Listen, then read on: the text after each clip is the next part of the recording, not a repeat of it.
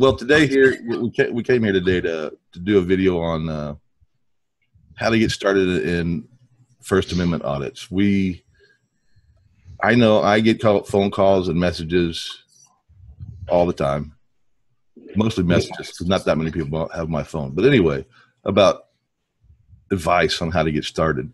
I think a lot of them want mentoring on how to do audits, but you know, that's really more an individual thing.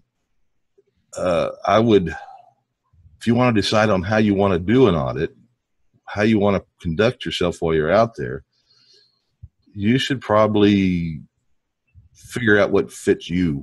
Do you want to be more on the quiet side? Do you feel comfortable enough with talking that you can take care of the things that need to be taken care of by talking a lot, because they can run into problems? A lot of people say just keep your mouth shut. I'm more on the quiet side. Some people are very good at talking and they want to talk more and handle things in the manner they want to. So I would watch a lot of videos. I would study up, try to figure out what kind of audit fits my personality. So you're not trying to pretend to be somebody you're not and get all caught up in that. So basically what we're here for is to just talk about the things that you should know and check up on to the different laws and aspects before you go out. I tell you what, I'm going to start with David, since David was the first one that accepted the invitation. News now. What would you say to those who asked that question? I say don't. I don't need the competition. I want to stay number one. No, it's really simple. I mean, because we're talking about people in all kinds of states and all kinds of different locations, not just here in Texas. The best thing I can tell somebody, well, best two things I can tell somebody is, one, stay on public property. That means the sidewalk. And two, keep your mouth shut. All you need to say is, am I being detained? When they say no, you walk away. If they say yes, you just tell them, I want an attorney present during any and all questioning, and shut your mouth. It's that simple. All right. Bloody Boots, your turn. Well, for the most part, the thing is you want to stick with the stuff that you know. If you're gonna, like, it would say the common knowledge stuff, you can film from a public sidewalk. You can film, generally, like a police station. You film from the, like, maybe within the in the public parking lot area and stuff like that. Stick to the stuff that you know. And if you're possibly going to try to do something where you might not know all the knowledge on, study up on it. Like courthouses, those things depend largely with the local rules that are set for that, either courthouse specifically or regionally. And so when it comes to filming on the inside stuff, yeah, brush up on your laws a little bit more, dealing with the specifics on that. That's something I've been hammering on for the past month, is like educate yourself on the specific case laws that govern these kinds of things, because sometimes the written law that's been passed by legislation actually violates case law, in which case there might be a potential issue where you get arrested and now you're fighting the court, and then if you're not prepared for it and not ready for it, you're possibly fighting a losing case if you're just not ready for all that specific stuff. Or you might end up actually violating case law and you be in a bad situation. So I mean, if you're just starting out, stick with what you know. That's pretty much my basic thing right there. So just film from a public spot and all that stuff until you become more experienced, more educated with what you're going at. All right, I'm going to jump over to Battousai. You're muted. Do you want to jump in here now? Yeah, actually created a video a while back that actually covers the basics, but I'm pretty sure there's a lot more that you could probably add on to it now, since, you know, when I first started doing auditing to, you know, now there's been a lot of case law that's been introduced. And one thing I would say is, try to follow up and see if there's any sort of ruling in your area that actually establishes the right to record and document police activity. Another thing that I would mention is always prepare for the worst. You never know what's going to happen. And best case scenario is preparing for the worst. Prepare to be arrested, prepare to be assaulted, so that way you have things set in place, that way for if that event were to happen, you have your butt covered and, you can go from there. Always have backup. Know where, have like someone knowing where you are. So that way there's no, you don't disappear and nobody knows where you are. But I'm pretty sure everybody, would agree with me on that one. Yeah, even if the backup's not in the immediate vicinity, at least somebody that knows where you are in a time schedule to maybe check up on you.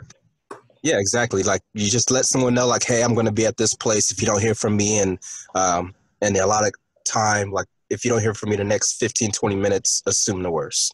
That's going to be a good way to, keep track of where you are. But I'll be sure to send you the link that I created for the how to do a First Amendment audit video. And you can probably tag it along with this video. Yeah, I put it in the description. I put a link in there. And Todd, how about you? Hey, run that by me again, man. I'm sorry, I stepped out for a second. Oh, your thoughts on how to get started on First Amendment audits, not actually being out there, but what you should know before you go out. Okay, before you go out, I'm pretty sure everybody's already said this, but know your laws. Know the laws of the state you're in, that you're going to be auditing in. Some of us go out of state and do audits like David, and I've been to Louisiana with David and did some audits there. But if you're going to go out of state, make sure you know the laws in that state. Try to stay in your area. Always have a backup plan. Like Philip said, make sure you have a backup person. They may not have to be on the scene with you, but everybody knows I always have a backup person with me. She's usually never seen by the police. They never really know. She records covertly. You can start off with your phone. Most of us started off recording with our phones. I know Philip did. I did. I don't know. I mean, it took me over a year to get a camera, and it took me 2 years to get a really nice camera. So,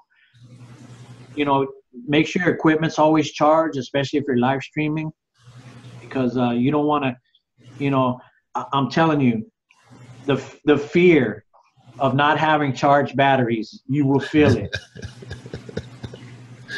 Yeah, you go out there and maybe have a little list before you go out with, do you have your backup batteries? Do you have this? Do you have extra SD cards? Whatever it is.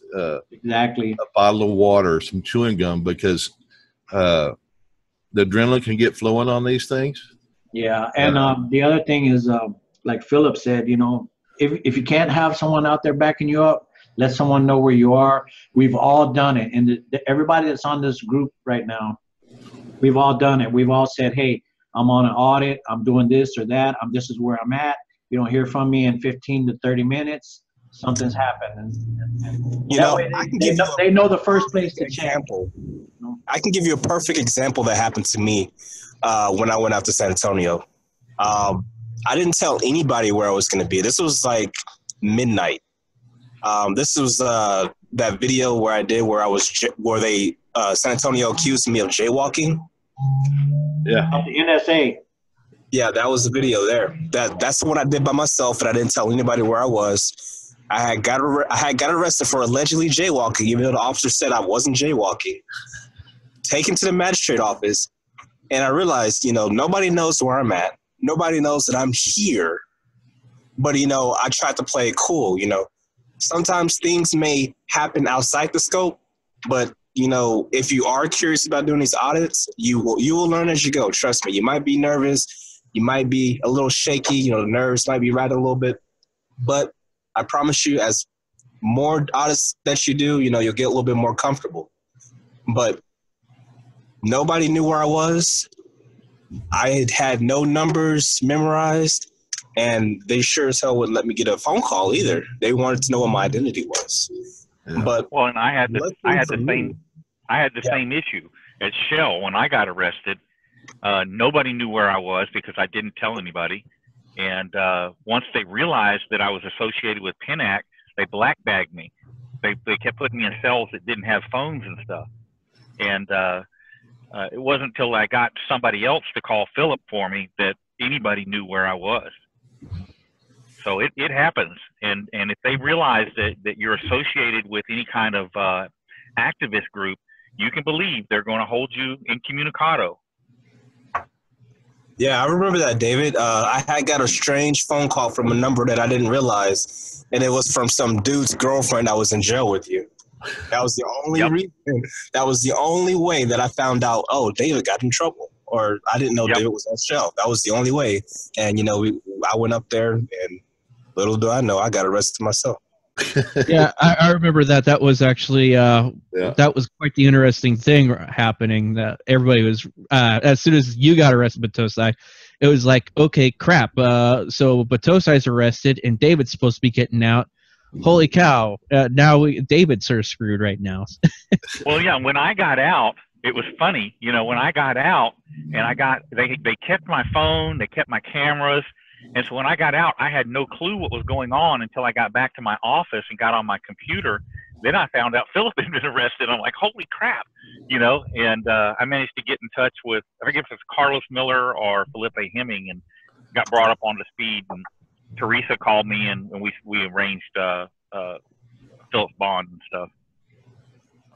Yeah. And sort of to add, I mean, with my prior arrest in Anchorage, what was that, almost 3 years ago now? For that, how should I put it? Family and friends knew where I was at. It's just, unfortunately, they wouldn't have known anything bad had happened if I never managed to get a word out to them specifically until later on that night, because I did let them know, yes, I'm going to go film what's going on over at the presidency kind of thing. It's just, it would have been a lot longer, but I managed to get lucky and get word out to them just in an indirect way and get bonded out later on that day. Hey, Bama, you about ready there? He's unmuting. There he is. One of the biggest things, to expand on what Philip was saying, that's really the biggest thing. You never know what's going to happen. I mean, I can't go into detail about me over a certain issue, but there's some background noise. There's a little bit of a bad connection here, but I think you're okay. Okay. But it's really having a plan and expect anything. Research your laws, not only your laws, but penalties that they're going to charge you for. The biggest one would probably be trespassing, disorderly conduct, things like that. Know what the bail is. A lot of those, believe it or not, in certain areas are going to be not that high. For instance, disorderly in Alabama is $300. See, a lot of people could pay that with their debit or something. Or, you know what I mean? Always live stream. So even if it doesn't work out, there's a record there, because we've all seen it before where they confiscate it, they take out the SD card, they'll try to erase it, and we've seen it recovered, but that's not a guarantee. What if you don't even get any equipment back? You're screwed. So always have that in mind. Definitely the bail, because especially if you're new, who do you know? You know what I mean? Obviously, Bunny and with Reddit, we're gonna pick up a lot of that, but and we try to keep our eyes open, but you never know. Well, and something to add there real quick. Sorry, I didn't mean to interrupt you, but while it's fresh, if you're out of state, bonding companies, it's going to be hard to get them to touch you. I ran into that problem in Louisiana, so that's something to be aware of as well. And as far as bonding amounts go, when I was arrested at Shell, the deputy put in the report that I ran an anti-police website. And so when I went before the magistrate, I already had a bond. It was $500. And when I went before the magistrate, they raised my bond because of that to $3,500. There's no telling what kind of corruption you're going to run into out there, and there's no telling I'll get back to you in a minute, but just there's no telling what's going to happen out there. So being prepared is very important. I can't emphasize that more. That's one of the reasons why we're doing this video. But go ahead and jump back in there, Bama. And another thing, EOG gave me this advice. I didn't really listen to it, but be careful in your own backyard. When I say my own backyard, I don't mean out of state. It's a lot. I'll put it this way: if you go to a different county, it's a lot harder for them to retaliate against you. So it's okay, your local area. If you're going to do strictly local city, you know, be real careful about retaliation.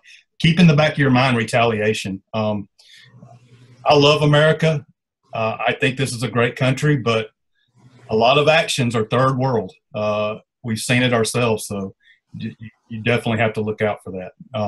Another thing is while I'm saying this, I think we can come to a consensus somewhat that while things could happen, keep in the back of your mind, look what's happened to all of us. We've all come out ahead in the end. So keep that in the back of your mind too. That if you're prepared, you'll have a very good chance of coming out well in the end, even though it may cost you some money to get there, yep, and some time. But I think everybody already has a pretty good idea that's doing this, that things can happen, but emphasizing that over and over again, things can happen. I would say, I'll try to lead into this. I was very nervous the first time I went out, and it took me a while to get up the courage to go. All right. And if y'all remember my first video, I didn't handle the camera very well. I wasn't paying attention to what I was pointing it at. I had it zoomed in.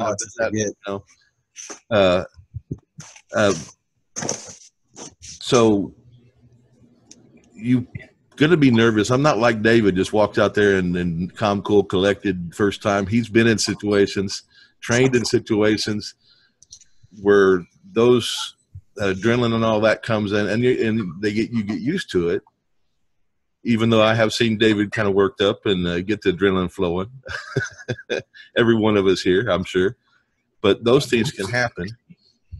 Even on the simplest ones. Some of the worst things we've had happen in different people's videos is on something that they didn't think was going to, it didn't look like anything was going to happen. All of a sudden, boom, man, it just turns around on you. So be prepared for that. That's why I said, I think it was Texas Sheepdog Jack that told me, have some gum with you and have some water, because the adrenaline starts flowing, you get dry mouth, especially if you're not used to it. Well, look, I mean, I can give you a perfect example of something that was innocuous and just turned into a big deal. The FBI in El Paso, that is a perfect example. I mean, we went from an agent that was perfectly behaved, and then this one guy walks up and just, boom, he attacks, you know, within 10 seconds.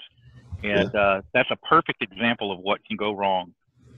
Yeah, well, we've even seen it where you have a couple of police officers being pretty cool, or a police officer being pretty cool, and the supervisor gets there, and he shoots you around.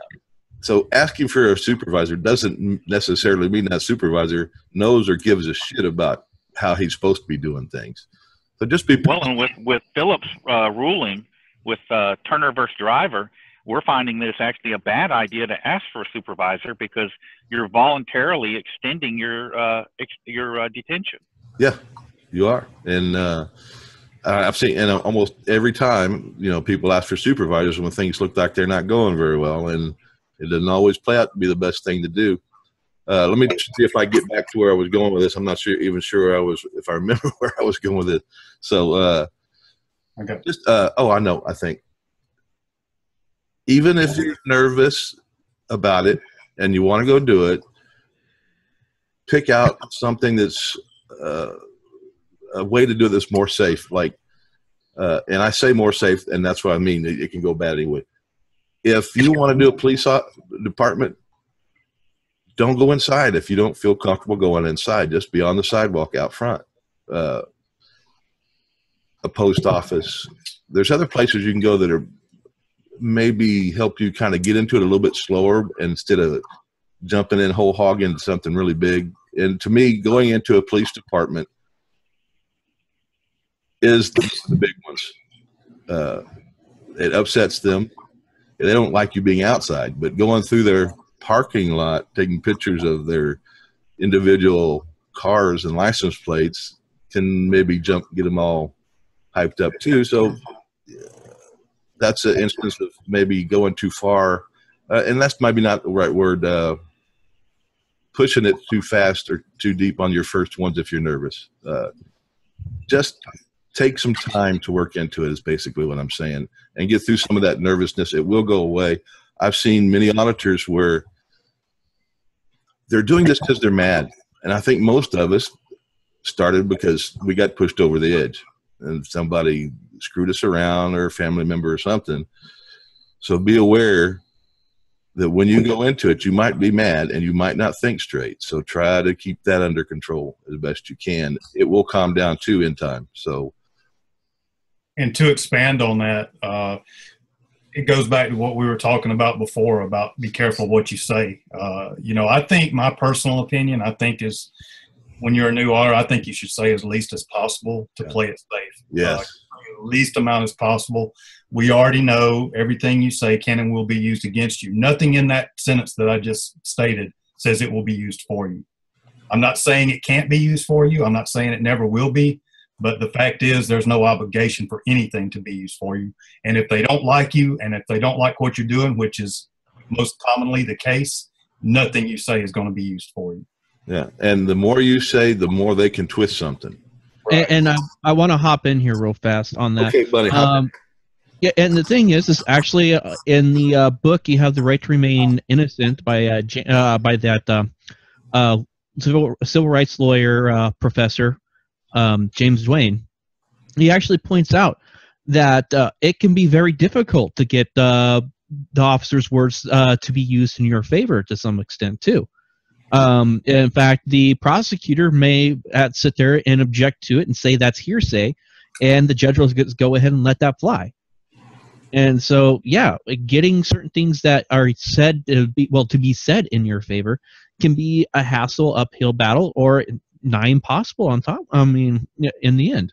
And that same example you gave could be turned around when the cop says something. It's not hearsay anymore. Exactly. That's the point that I'm pointing out right there. When it's reversed, they get to use it, but when it comes back to trying to use it in your favor, it becomes hearsay, and they'll say it's not admissible in the court of law for this specific case or this issue. Yeah, let me jump in there real quick on that one. Yeah. One thing that I always try to do with my audits is I don't try to be argumentative with the person. Like, for that time during the contact, that's deposition time. That's time for me to ask all the questions and get all the answers up front, so that that way there is no hearsay. So that way the officer said it out of his mouth. It's recorded. It's documented. It happened. So anyway, you want to collect as much evidence as you can right there on the spot, because, you know, down the line, they can manipulate things to get their story straight. But in the beginning, you can already gather the facts, gather the evidence, you know, get names, badge numbers, ask questions, ask what reasonable suspicion, what facts do you have to back up your basis, all of that up front, because that's what's going to be looked at. So that's why I refrain from talking.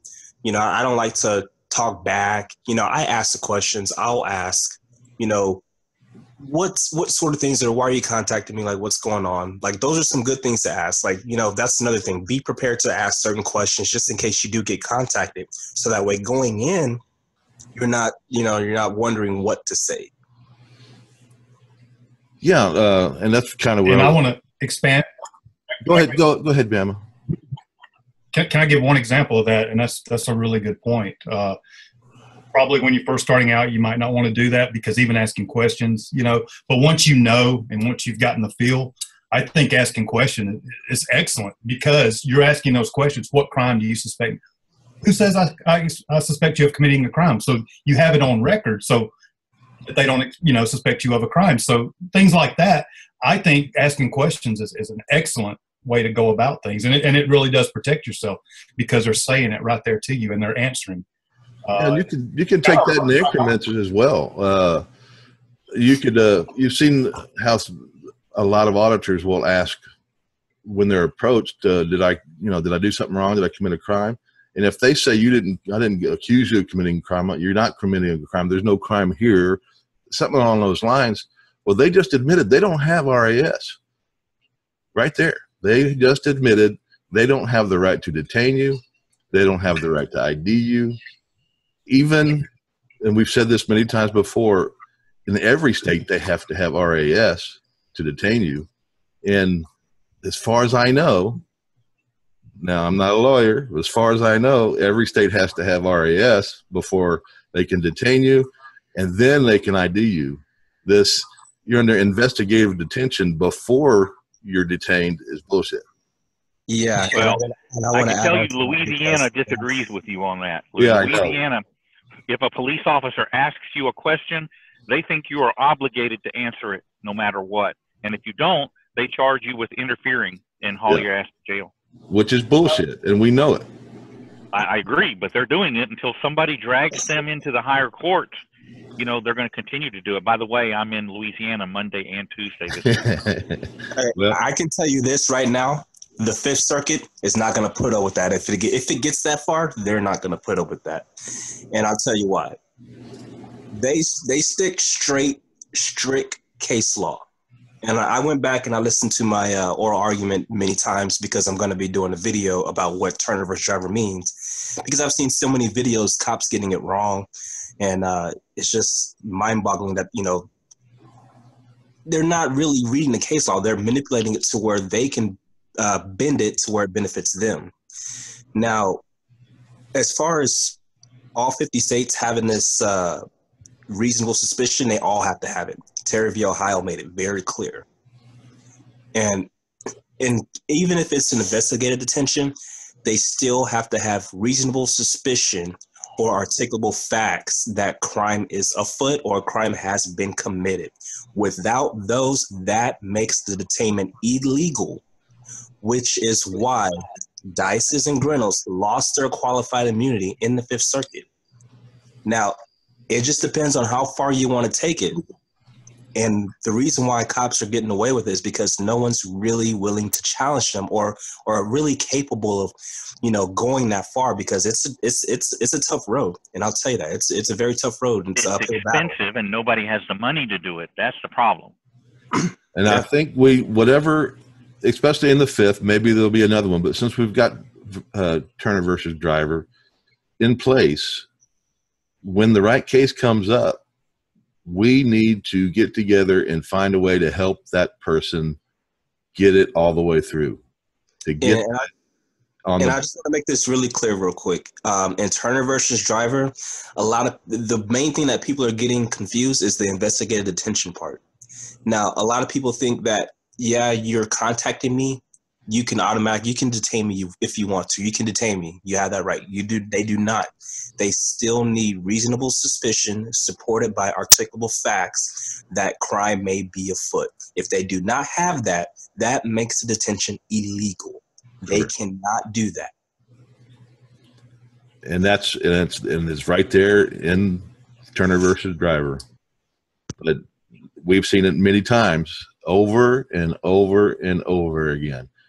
Well, we can detain you for investigative, it's an investigative detention. Well, now, wait a minute. If you're filming, my reading of that, my take on the oral arguments was that they sided with the police on the fact that filming a police station, or a back gate would be reasonable for a detention, a brief investigative detention. Is somebody disputing that? Yeah, I'll go ahead and clear that up. Now, the most important thing that we want to keep in mind here is established law. All right. Now, one thing that it mentions is that in order for a law to be established or in order to sue successfully under Title 1983, is that the law has to be so unanimously clear or clearly established for a person to even bring suit against them. Now, at the time, we can all agree and say that there was no First Amendment right to film the police officers for Texas, Mississippi, Louisiana, or, you know, or just for the whole nation in general. We can all agree and say that. Now, in light of all the facts that were going on with the Dallas incident and, you know, with the shootings, they sided with them because, yeah, he has the right to check him out, but also the cops didn't know that, you know, they have a right to film police officers because it wasn't established. But however, going forward, now that it's clearly established, they still cannot violate you or detain you without reasonable suspicion for recording a police officer or recording a police station. So the main thing you want to keep in mind here is established law. Then it wasn't established law. No reasonable official would have thought it was a right. So that's the only way they got away with it. Right. And I think that has been a little bit misunderstood in the past. And I know you said you were going to do another video, and I'm sure you're going to cover that in there too. So that would be great to get that established out there between everybody, because there has been some discussions here and there that people didn't understand what that was. So I don't want to make this a really long video. So do we have anybody else that wants to add something in, something we forgot, or you just want to add in? I think somebody was mentioning about the recording on the phone, like live streaming. Yeah, I want to say just be very, very familiar with your equipment and how to use it. Just in case, know how to hit the record button, discreetly if you can. Like, you don't want to be fumbling with your equipment while you're on site. It's not going to make good. Yeah. Also, when I say be familiar with your equipment, mainly your phone, because even when you record on your phone, it might go straight to the cloud, or if you got Android, it goes storage, and you can access that anytime on any device. So that's one thing I definitely did want to mention. Yeah, and we're looking for a good backup, a replacement for Bamboozer, but we just don't have anything that we can agree on yet is good. But hopefully, we'll come up with something, or somebody will come up with something. Well, the thing is when it comes to the whole live streaming thing, there's ways of doing it. You just have to you have to learn it to replace Bamboozer. You can still live stream to YouTube and have it be an unlisted or even a private stream, and all that stuff, and you can have it going constantly. But as Battousai states, you need to be familiar with your equipment. It is literally, you have to learn your stuff. And it's just like when you get involved in this, you don't want to be the ignorant person that is just going off and filming everything. You want to know your life. You want to know the basics of what you're working with. You want to know your equipment to make sure it works right. You want to know if something goes wrong. You want something goes wrong with. You want to sort of have a general idea what you do to fix it, or at least get around that problem for that time being. And I've had camera equipment fail while in the field, and I just learned to work around it because I have backups going when possible. And when it comes with like live streaming, I have stumbled across at least 2 apps now that are able to do what we need to do. The trick is, unfortunately, a lot of people just don't want to spend the time learning how to put together, how to get all this stuff to work. And you can't get by in doing this stuff without having to learn all the tricks and techniques that are needed to go with doing this properly. One thing I did want to add on to that is I'm not sure how reliable Facebook is, but I know Todd has his own group, and when I was in San Antonio with him, we were trying to figure out, hey, how about let's see if we could live stream to your group. Like, you have your own page, you have a wide base of audience, and let's see if we can live stream and see if people can pick up just immediately on that. And then it worked. I don't know if that would be a good option if we all just make different pages. I want to add to that. Philip, when you're done. So I had someone contact me, a person that kind of works with us in the background. Most of you already know. He said he was having trouble ciphering through all the stuff that's on the member page when we're live streaming. Like it's difficult to find it, which I don't know. I find that hard to believe I've always been able to, when somebody's live streaming, I get a notification, I click on it, boom, it takes me right there. But he came up with an idea that we should make another member page just for live streaming on Facebook with a disable post, but be able to just have you can have all the members you want, 1,000, 5,000, ever how many you want. You can have everybody move over to that group. That's just for live streaming, no posts. I think that might be a way to go too. Facebook seems to work great for live streaming. Yeah, I'll agree with you on that. But I think if we were to do that, everybody on that page would have to be admins. I think that would be the only way that you'll be able to live stream on that. Well, something I ran across the other night and I was experimenting with, and there's some good and bad about it, is younow.com. We did some experimenting there, and there's a place where you can feed your video to YouTube, to Tumblr, Facebook, I believe, and there may Twitter. That may be something worth doing. One of the things we don't like about it is it's mostly just a bunch of young people on there. And when you're on a video and you come off of that, it automatically goes to one of theirs. Well, so you just turn it off and you're done anyway, so you don't have to watch that. There may be a setting in there that I haven't found that won't let it go automatically to somebody else's video that's up live right now. But if it feeds to Reddit and go ahead. Also, the quality of streaming to Facebook is a lot better than it was on Bamboozer. Yeah. I don't like the idea of live streaming to YouTube because they have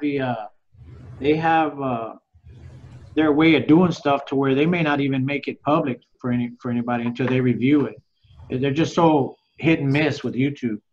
And it can take forever for that notification to go out, and that's something you might want to check into, or I might check into, is get with a couple of people and have them look at my Twitter and my Tumblr, and then see how long it takes for them to be notified that there's a live event. I've heard a couple people mention Twix or something like that. Twitch. And I've had mixed information about that. Bunny Boots told me the other day that you don't have to be a gamer to be on there. But then somebody else, it was 5-0, I believe, was kicked off for not being a gamer. From what I hear, here's the trick with Twitch. You have to stream to the proper locations. It's you have to have the proper classification for your specific stream. Otherwise, yes, they will throw you out. And also, their admins are very. You know how YouTube can be finicky. The admins over on Twitch are even worse when it comes to certain things. Self-harm, doing illegal activities. There's a whole list of stuff that they will go off on, and just at just a minor hint of a potential issue. And so, if you want to ensure that you have a live stream or some sort of online backup to go out, you use a system like I do, where now I'm streaming up to 4 platforms at once. I am currently doing YouTube, I am doing Twitch, I am doing Mixer, which is owned by Microsoft, which is just like Twitch, and I'm using Periscope. That's 4 platforms that will hold that footage for at least a few days. And at least with you, and so this way, if like maybe one of the streams gets shut down, or I lose a channel for a certain period of time, there is at least 3 other backups. And so it would be very difficult to shut down or at least block me from getting access to that footage on that stuff. Yeah. And the way I got it set up is I can have my cell phone turned off, well, have the screen turned off, or have the screen locked, where it's not obvious that I'm using the phone to record itself. So it can pretty much be an incognito body cam in itself when I'm doing stuff. In fact, actually, I use that with the what was it, the Eugene Federal Courthouse there. My phone was an incognito body camera. No one knew it was recording but me. Yeah. Well, that was what I did at the courthouse with mine, and when Jack was down there, they didn't know my camera was on. But anyway, I think unless there's something else, we've got, well, it's not an hour yet, but we're coming up on an hour here in a little bit, 45 minutes, I guess it is. So I think that's probably long enough. I would suggest to the people that watch this, if you have questions, put them in the comments area.